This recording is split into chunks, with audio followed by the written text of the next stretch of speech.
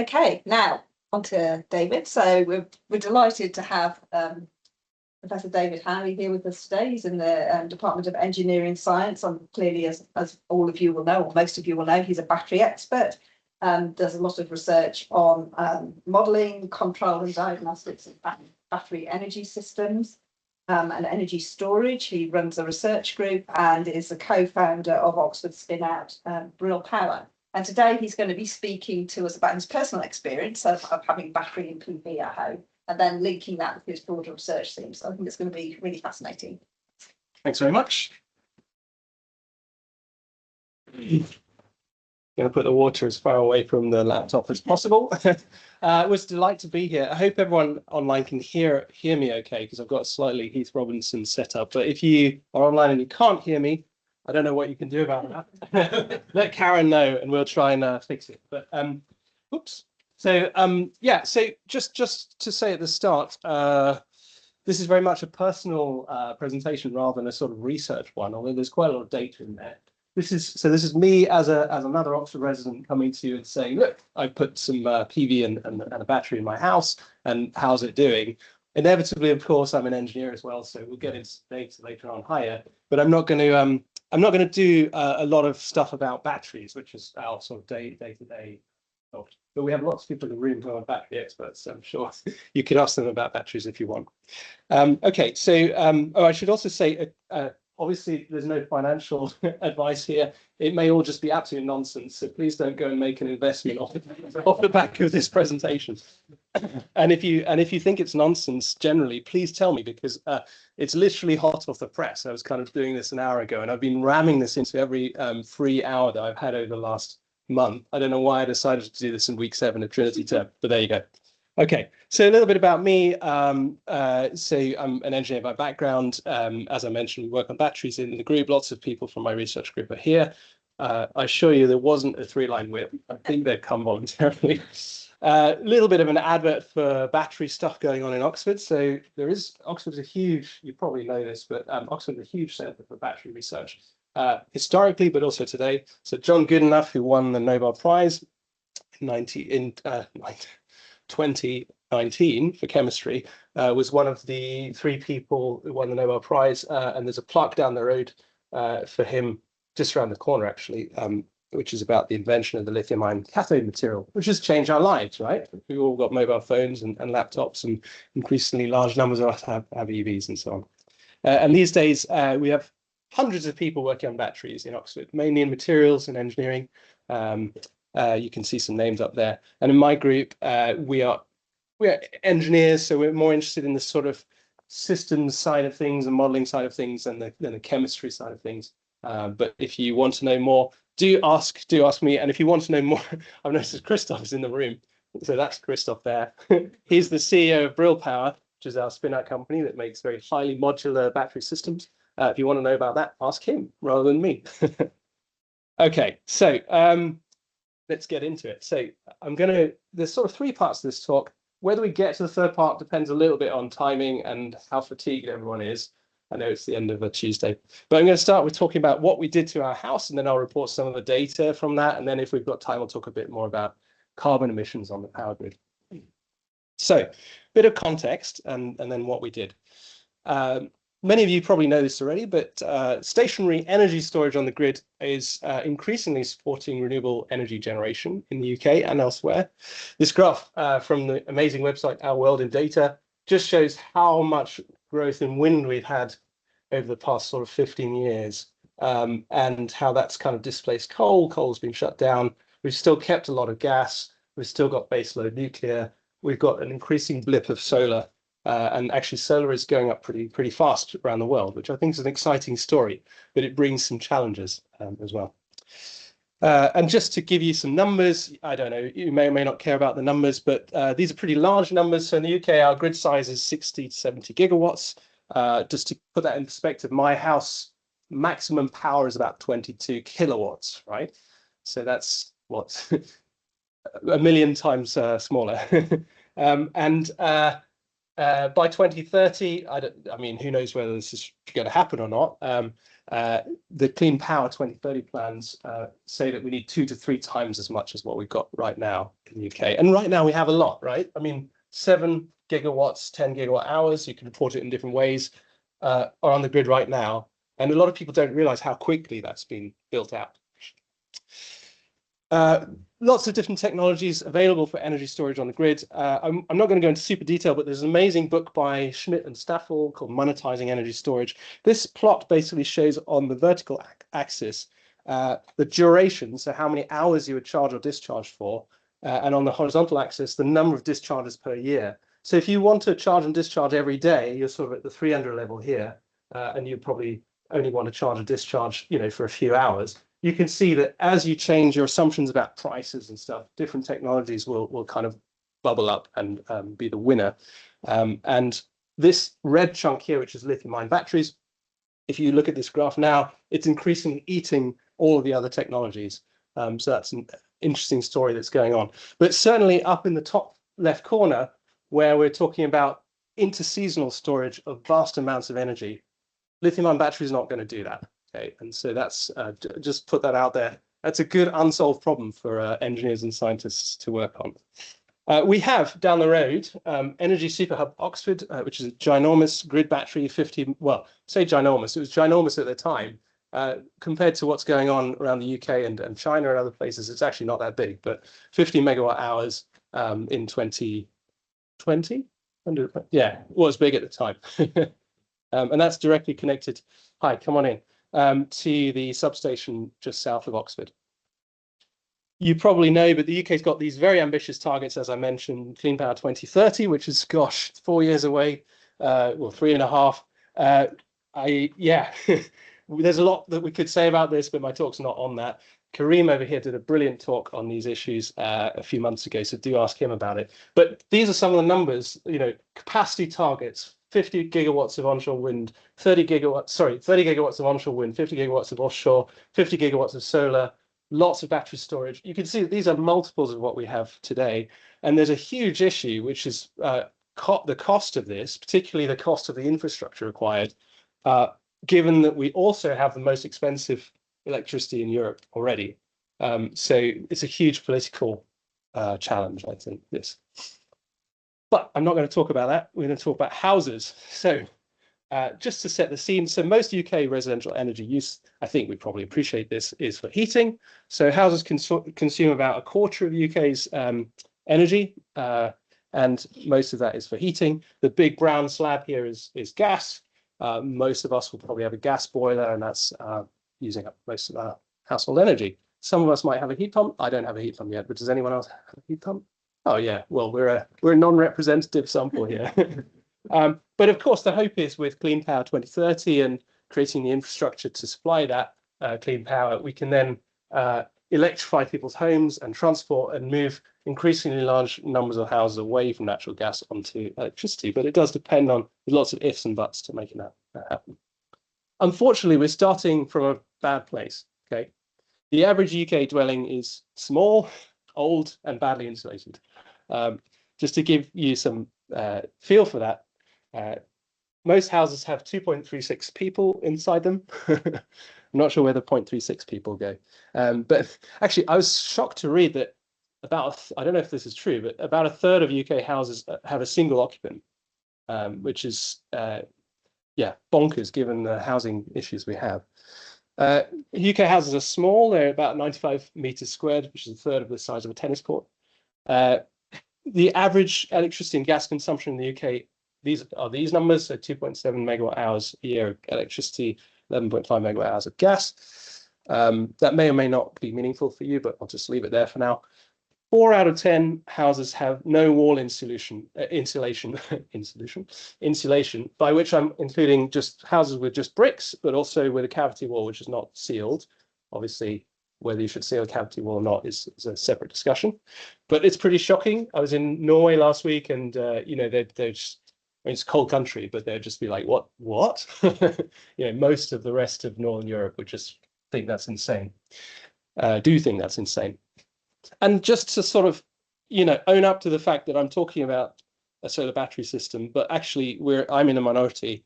Only 6% of households have solar or an EV, and I have solar and an EV. So just, it's a minority position at the moment, but we hope that maybe it gives us some thoughts about the direction of travel. So this is our house. It's very much an average UK house by the stats that I just showed you. So pretty small, built almost 100 years ago. The walls were just 2 bricks. So pretty cold in winter. Bizarrely, the plot itself was actually quite large. I don't know what they were thinking in 1935. They all had garages, which are obviously made of asbestos back here. So they obviously cared very much about getting a car in between the gap in the houses. But anyway, I'm not sure why they didn't make the houses bigger. We did a loft conversion about 3.5 years ago. This is the before and the during shot. The shot where you can see the sky looking in through the window is the shot where you hope the builder knows what they're doing, which they did, which is good. And then nowadays our house looks like this. So we've got external wall insulation. We've actually put in a ventilation system as well, just for the top floors, because we could. It actually didn't add much cost. We've got solar PV and a battery. We have the same windows that we had before because they had been installed just before we moved in, and we felt it was a bit wasteful to throw them away. Although our builder wanted us to get triple glazed timber frame windows everywhere. And we didn't change the ground floor. So, if we were to do another thing in the future, we might dig up the ground floor and insulate under the ground floor. We also don't yet have a heat pump. And, one of my, it's not really, well, obviously it's a financial issue partly, but it's not really a financial issue. It's more the amount of space that is required internally is a bit of a concern. But maybe we'll do that in the future. And just to give context on the numbers I'm going to show you, we have a dishwasher, we have a tumble dryer, we have an induction stove. So we swapped our hob from gas to induction when we got the solar panels, and we have an EV. So that maybe gives you some context about what our usage is going to look like. This is our old electric car, which is a brilliant Ioniq 2018, very efficient. Our new one is a bit bigger and a bit more thirsty.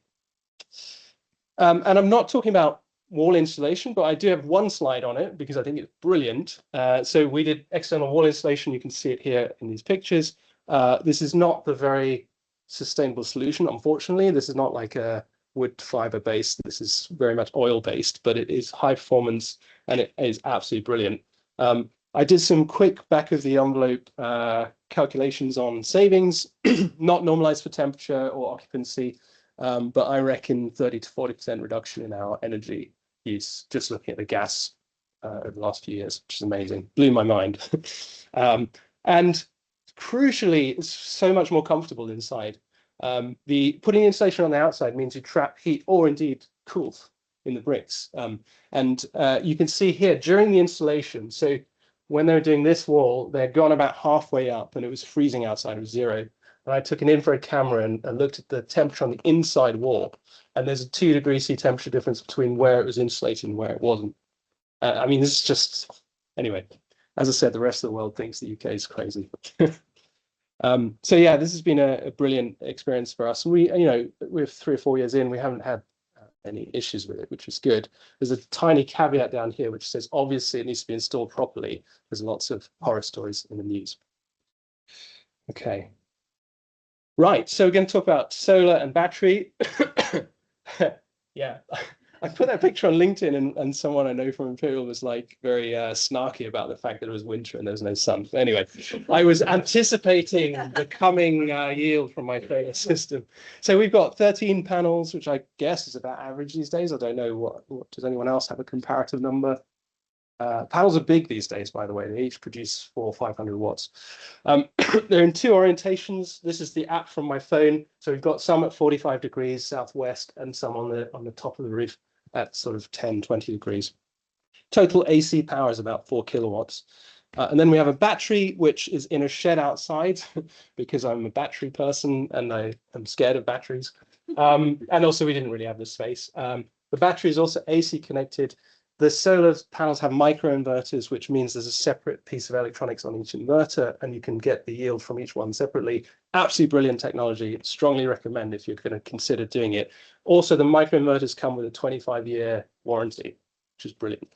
And then the battery, of course, Everything has an app. So this is the battery app, and you can see on a sunny day how much solar we're making. And I'm going to show some data from the app. Okay, so that's hopefully sets the scene. So the big question is it a good idea, right? Financially, I'm a homeowner, I've spent some money on this. We should be able to find this out, right? I was shocked to sort of discover how hard it is. Embarrassingly, we don't really know easily what the answers are. And that's because there's lots of different tariffs you can choose in the UK. Some vary a lot in time. And also the way that storage systems are controlled is quite variable. And as we'll see, the yield you get depends very much on how you control it. So we could ask lots of questions, and I'll hopefully try and open some of these up today. Questions about the financial return. This is obviously ChatGPT's impression of what I look like. Much younger, better looking version. How do different tariffs compare to one another? Can you actually get more out of the system by changing how you control it? Is there a trade-off between lifetime and revenue? What about the grid carbon emissions? This is an interesting question. If I charge at night, is that genuinely a good thing for grid carbon? I'm not going to talk about this today, but how do forecasts improve your costs and emissions? If you could get a better forecast of the amount of solar you're going to generate tomorrow. And then some broader questions. Are the current tariffs, which I'll show you in a minute, actually sustainable for companies like Octopus or Eon? I don't know the answer to that, but I'd love to know what you think.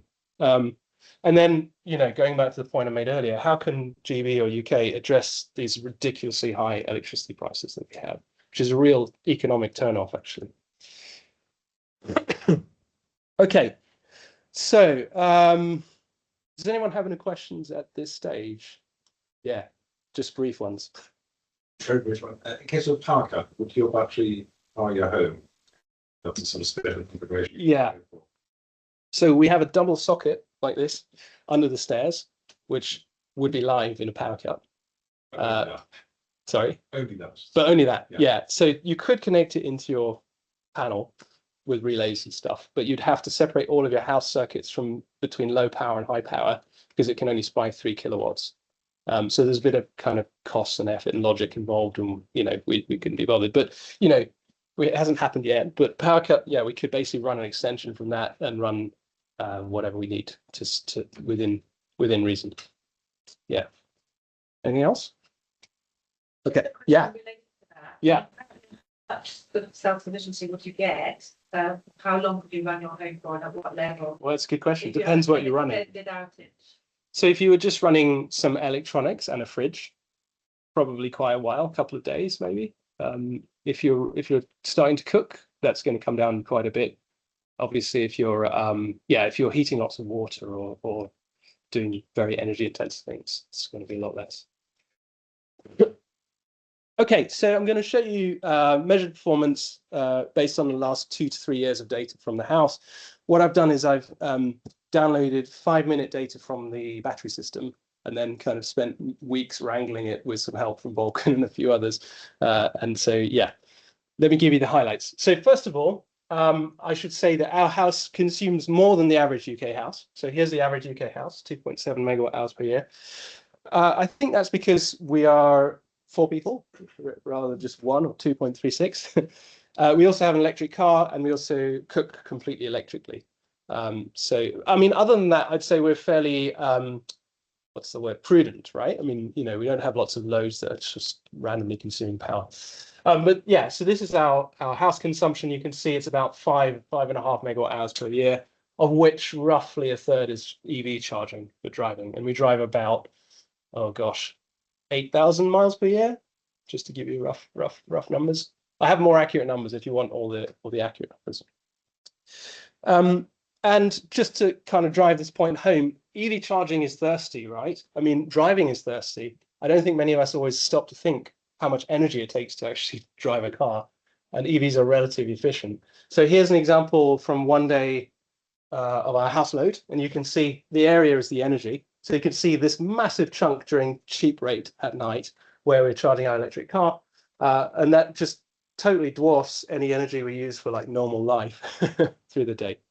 Yeah, EVs are thirsty relatively, but they are also flexible because, well, unless you're commuting every day, a large distance, I could have probably shifted this a day or two later or earlier, and that's a huge benefit for a future grid. Okay. Continuing on the highlights, so on an annual basis, averaging over the last 3 years, our solar panels produced 90% of our load, but not at the right time. Okay, so what this graph shows is solar is producing 5 megawatt hours per year, but load is 5.5, but we are exporting 2.5 of that 5, and we're importing 3 because of summer and winter. So some headline figures here. You could say that we self-consume half of our produced solar.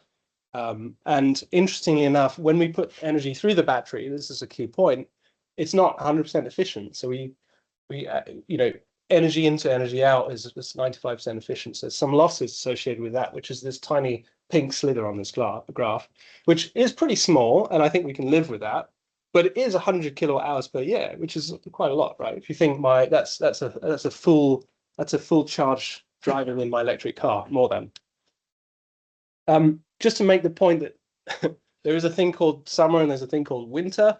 We are in the UK, far from the equator, so you can see here how in the summer we basically produce an excess of solar power up here, way above our load.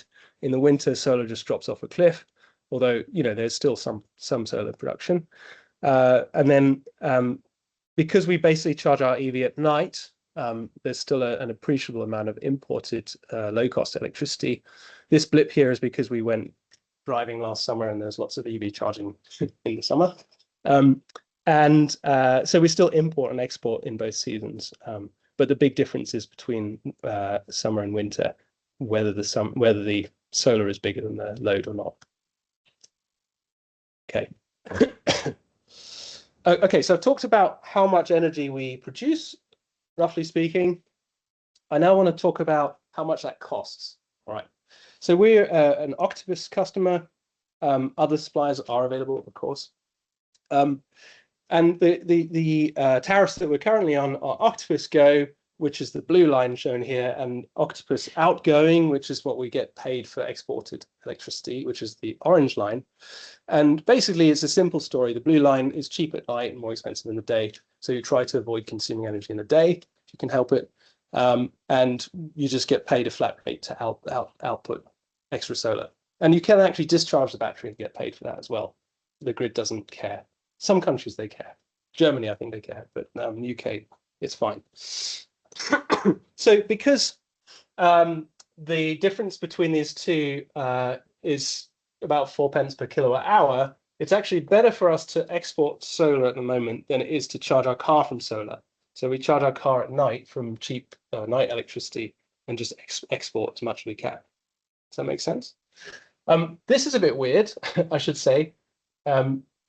This actually normally you would have the export price always lower than the import price, right? If you put this through an optimizer, this is going to tell you to continuously charge and discharge your battery all night. So that's a bit odd. And again, it raises this question like, how sustainable is this really for a company like Octopus? Anyway, they have just reduced the amount you get paid for export from 15 down to 12. So we'll see where that's going. On the other side of the coin, you could go for a much more dynamic price like Octopus Agile, which is essentially a version of the wholesale market price, right? So if you were a company buying and selling energy, these are kinds of prices, or it gives you a flavor of the kinds of prices you might see. And I put this particular couple of days up. So this is just at the end of April, because I thought it was quite an interesting example of where things might be headed. They're certainly there in other countries like Cyprus, where basically this was a day, I remember it, I was sitting in college governing body. It was sunny and windy, right? And we've got negative prices. What this is basically saying is that in the middle of the day, you get paid to use energy, which in my naive view is a market failure, right? That doesn't make sense. But also I was exporting solar on that day and getting paid 12 pence per kilowatt hour. What this really is telling you is that the grid doesn't want that energy. That's a problem. So that's one thing that's interesting. I think another thing to say is that the price spread, which is the difference between what you pay versus what you get paid, can be used to make money. And I'll come back to that in a second. So if you charge when it's cheap and discharge when it's expensive, you make a princely 4 pence per kilowatt hour on my current tariffs. But if you look at the graph on the right, you could potentially, you could have charged here, got paid to charge if you just had a battery, no solar. So you could have got paid to charge here and then immediately discharge that evening and see a price difference of like 20 pence per kilowatt hour. So this is called arbitrage, and I'll come back to it a little bit later. There is another tariff which I don't have a picture of, but I will mention. It's called Octopus Flux. It's similar to Go, but it has 3 different levels. The base price is higher than this, but the spreads are higher as well between buy and sell. Okay. Yeah, please. Year or per month, do you see negative prices?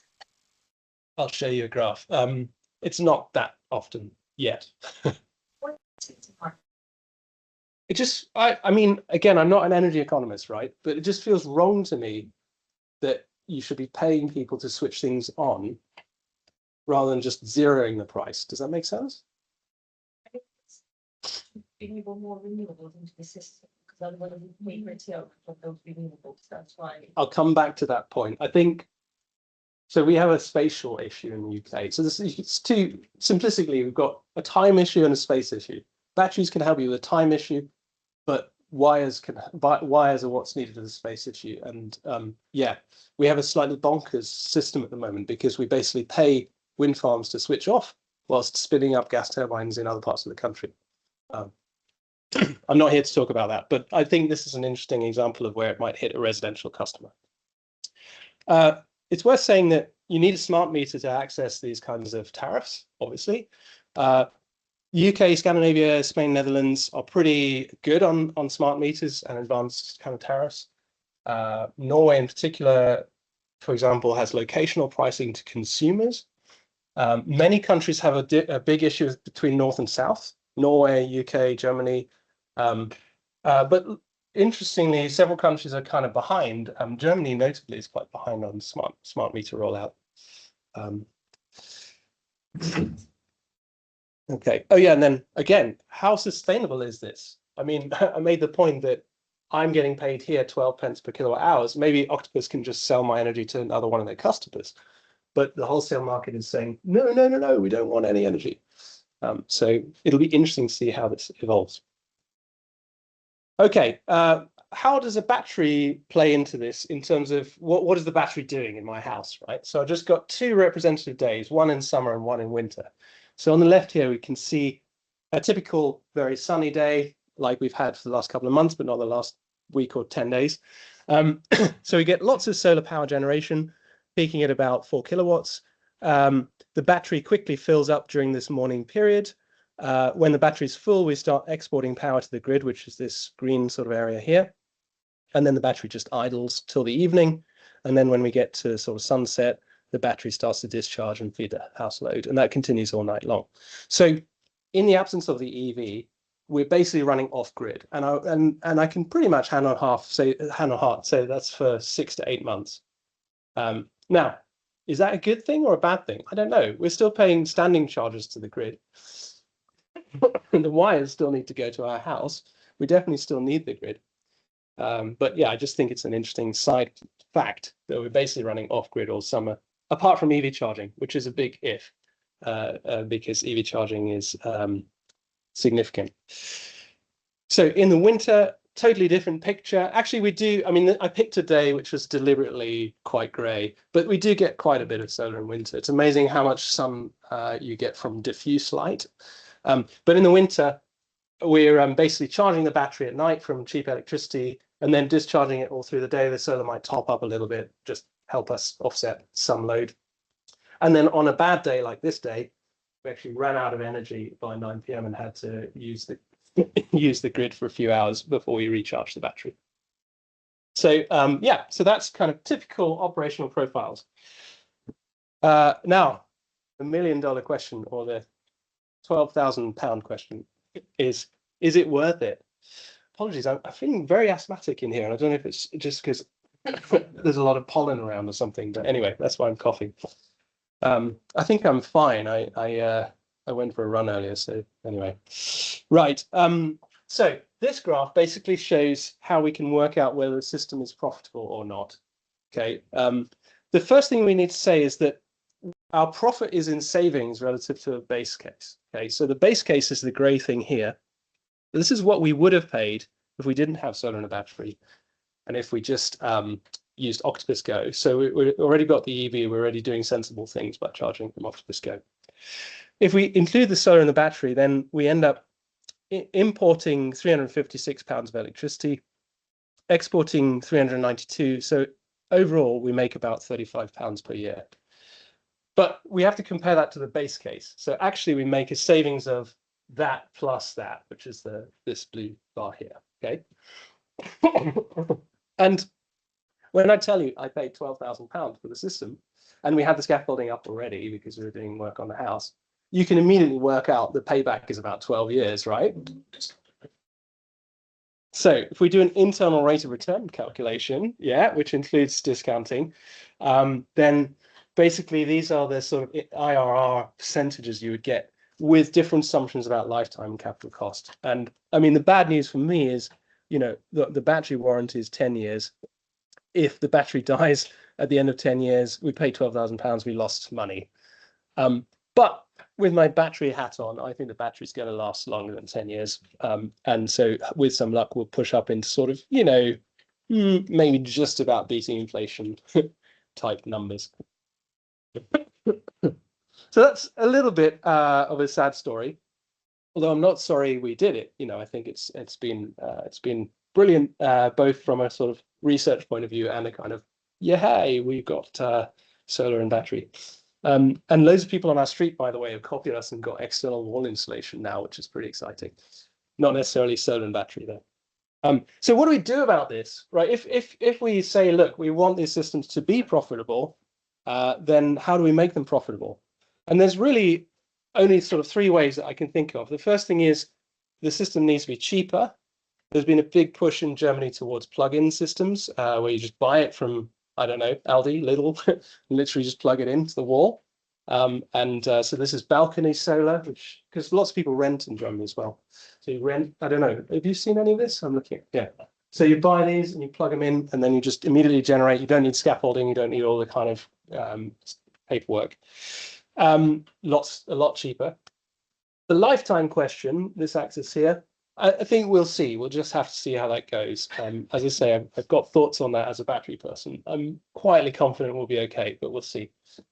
What about getting more revenue from the system? Well, that's a good question. Have we used it optimally here to get the most savings?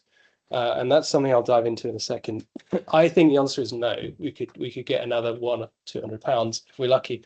Lots of assumptions about future electricity prices, of course.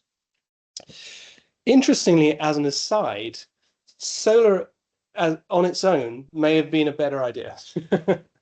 Yeah. Well, yeah, that's a great. Yeah, I was going to come back to that later, but actually, yeah, I think vehicle to grid, brilliant. I've changed my mind on that completely. Like outside, we've got a 77 kilowatt hour battery sitting on the drive, almost 8 times bigger than our home battery. And yeah, it's a no-brainer. And actually, from a battery life point of view, if you're cycling it between 50 and 60%, it's going to be completely fine. So yeah, vehicle to grid, we should just be making that happen. I mean, someone needs to make it happen.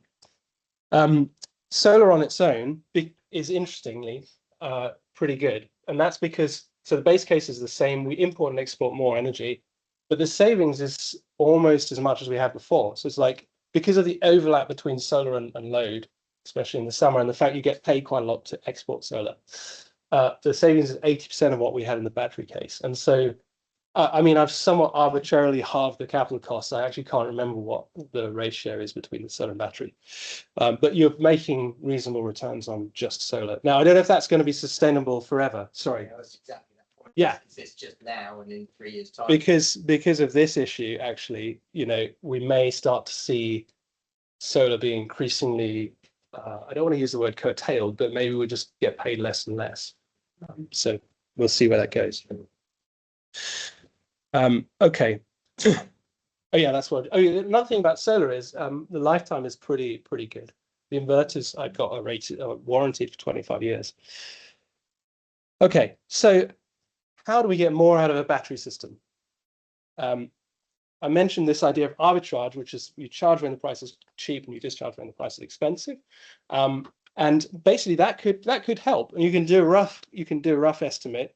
So if you look at 3 different Octopus tariffs and you basically work out what the price spread is in those tariffs, and you just add it up over 2 years, you can see that for Octopus Flux, for example, you could make £40 per kilowatt hour of battery per year.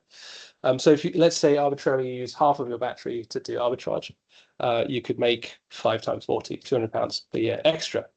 But, and there's a few buts. The first but is that it's constrained by what the battery is doing elsewhere, which is shifting load in winter onto cheap rates and helping me consume my own solar in the summer. So this graph basically shows the per day, how many kilowatt hours of solar I generate, how much load I have without the EV per day, and then what the deficit is between the load and the solar.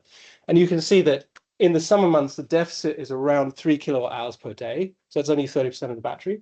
But in the winter months, it jumps up quite a lot, so 5 to 10. And so basically the story there is between March and October, you might be able to push 4 or 5 kilowatt hours through the battery and exploit these price spreads. But in the winter months, there's very little opportunity to do that. Is that the whole story? Unfortunately not, because I don't just care about the spread between the prices, I also need to care about the actual amount of money that I pay for electricity with cheap rates. So if you basically look at the cheapest kind of contiguous 3-hour block of import price available with these tariffs, you can see a story emerging where for Octopus Flux, despite it having good spreads, it's quite expensive, right? For Octopus Go, it's cheaper, but for Octopus Agile, which is the dynamic one, it wiggles all over the place, and actually sometimes it's cheaper than Go, and sometimes it's negative, but sometimes it's higher. So a more complicated analysis is required to really get into this. But I did a quick back of the envelope with a bit of help from MATLAB and Claude, and I think the story here is that the configuration we've got at the moment with Octopus Go is broadly similar to Agile, and you could probably make an additional revenue of 60, 70, 80 pounds per year by pushing more energy through the battery. Okay, is that going to change the IRR figures much? Yeah, discuss. I mean, it's 10, maybe best case 5 to 10% higher, so it could, could have an impact. Okay. Interesting side point is that in order to really make this work for Agile, which is the dynamic price, you actually need to have quite an intelligent control system, which is really like looking at the prices and kind of scheduling stuff at the right time. You also need to make sure that your electric car charging happens in the right time. So there's room for innovation and companies coming along and kind of making that work. And there are some companies in the UK doing this. I also think it's a really tough business because you're asking for potentially hundreds of thousands, millions of customers. They all have to connect with their different systems, and it's just messy. So yeah. So presumably you're sort of back engineering Octopus's pricing software to some extent, because they must have set the Go tariff, an Agile tariff, based on having done something similar in the opposite direction. Yeah. I think they probably rely on the fact that not that many customers are actually on these tariffs at the moment. It would be interesting to see what happens if more people were. So just to say, and I'm not going to go into it, but to really kind of get into this, you have to do something called a rolling horizon optimization. We've actually had 2 fourth-year students work on this. One of them is over there. Yeah, so that's, if you like, something that I'd love to talk about next time I give this talk, but I'm not going to do it today. I just wanted to do back of the envelope stuff. Battery health obviously is an issue. We do lots of this in our research group, and I'm not going to say much about it, but just to say the size of the tank is going to get smaller over time. We've got 10 kilowatt hours at the moment. In 10 years' time, it might be 8 or 7. The resistance goes up. We probably don't need to worry about that. And there are certain conditions which make it worse, right? So if we have high temperatures, not such a concern in the UK, but other countries, That's bad. If we sit at 100% state of charge, that could be bad, although maybe not so bad for lithium iron phosphate, which is what we've got. And so it's kind of a subtle issue because there's this aging which depends on how old the battery is, and there's a sense of use it or lose it. You know, it's 2 years old, it's going to age anyway. You might as well do arbitrage with it. But there's also aging which depends on cycling, and so the trade-off between these is quite system specific and something that, you know, we're still thinking about. There can be unexpected interactions between the two, which I'm not going to get into today. Yeah, so in terms of the trade-off between battery life and revenue, my system is warranted for 10 years or 6,000 cycles. 6,000 cycles is pretty aggressive. That's almost 2 cycles per day. So my conclusion on this analysis, which, you know, like all the best conclusions is obvious with hindsight, is we need to push our battery harder. And so recently they've changed the software so I can actually set it up to forcibly discharge for an hour and a half after the sun goes down in summer, having charged up on cheap rate electricity the night before, which I think is also a benefit to the grid, right? If the temperature is stable, which I think it probably will be in the UK, then the life should be pretty good. This is a simulation done by Vulcan over there of lots of different batteries under different conditions, and you can get very different results depending on assumptions about things like temperature. But don't worry if you've got a home battery. This is kind of probably worse than it looks. Interestingly, there's a trade-off between pushing these systems. This is probably more relevant for grid batteries, but pushing these systems really hard, get a lot of revenue quickly, but it dies early, versus underusing them, which means they last forever, but actually ultimately you don't get the highest returns. So there's probably some sweet spot in the middle where, especially for commercial systems, you want to be. I think, interesting side point, Give Energy, I don't know if you've heard of them, they make home batteries. They went bankrupt a few months ago. Now, weirdly, their website is still up and running, so maybe they got bought by a different Give Energy or something. If you know about that, tell me later.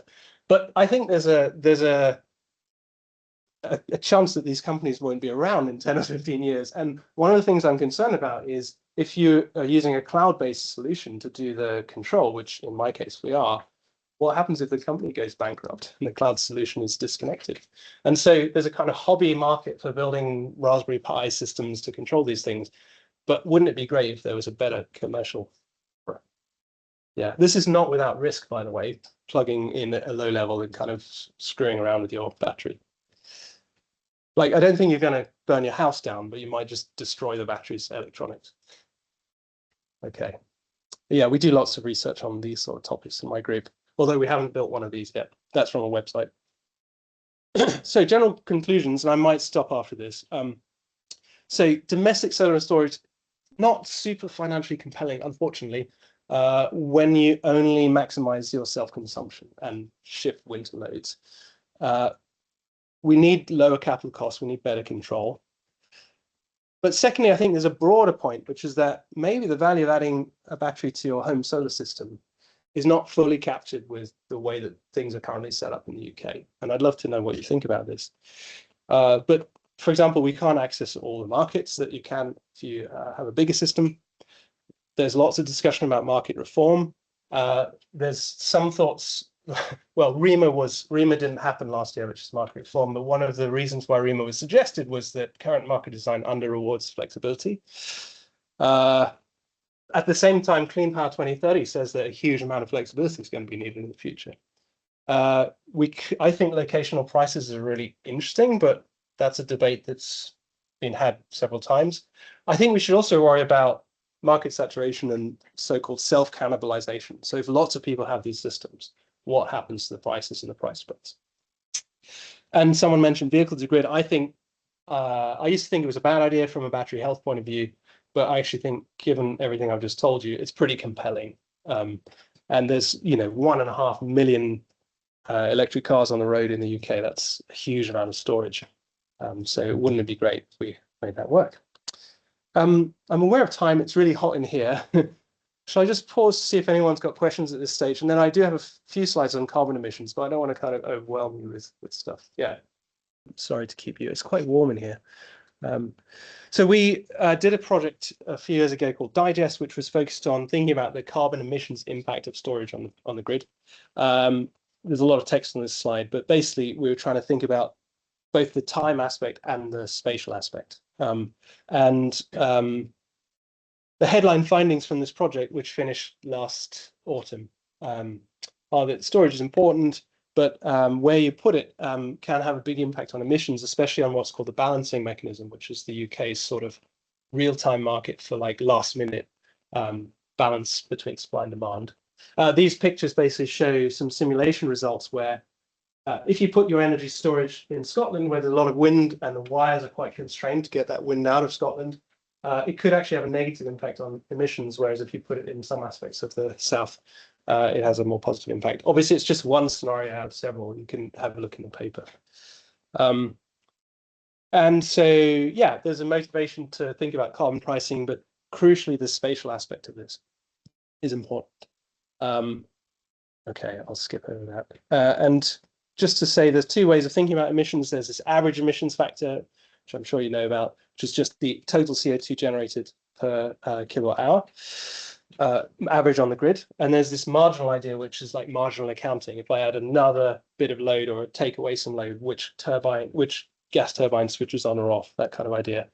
And these can give you different results. So if you have a grid where you have a small amount of clean energy and then the rest is gas, like the UK on a still winter's day where it's no sun, then the average emissions are high, but the marginal emissions are low because I can't remember why I said that originally, but oh yeah, because this is a gas turbine which is a bit cleaner than the OCGT. That's right. So we're comparing a situation here where we have clean gas turbine, dirty gas turbine. Okay, those are the things we can turn up and down. So we have this weird situation where in this grid, where the average emissions are actually low, the marginal emissions are high because they're being met by dirty gas turbine. Whereas in this grid, the average emissions are low, but the marginal emissions are, sorry, the average emissions are high, but the marginal emissions are low. So the question to you is, when should you charge or discharge your battery? You know, which factor should you use, the average or the marginal? Yeah. OCGTs generally only come on when gas demand is very high. Yeah. This is very much a cartoon. And I would argue that basically this marginal thing, which has been, you know, it's a bit of a weird rabbit hole to go down, but it's reasonable as a control signal, but it's not good for accounting for emissions that have taken place from systems. That makes sense. Okay. Another thought is, could you use the wholesale price as a proxy for grid emissions? So we did a bit of work last year, basically just plotting wholesale price on the x-axis versus average emissions on the y-axis. And you can see a big difference between summer and winter.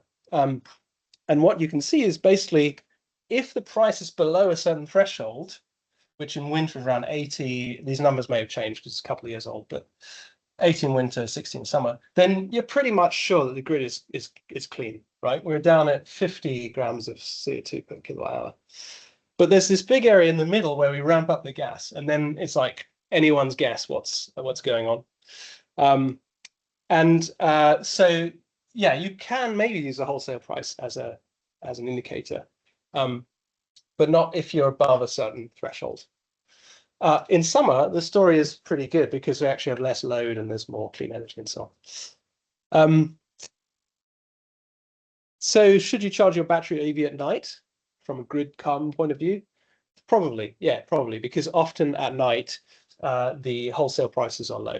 Okay, but not when there's what's called a Dunkelflaute, which is like a dull, not windy, cold period. And we had one in the November 24, for example, and you can see here the wholesale price is just all around 80, and the gas, it's all basically kind of gas with very little kind of renewables.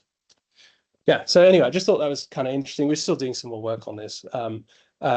The situation with marginal emissions is much more complicated, and basically the headline there is that the balancing mechanism prices don't correlate with CO2 emissions because it's all about constraints. It's about which wires are clogged up.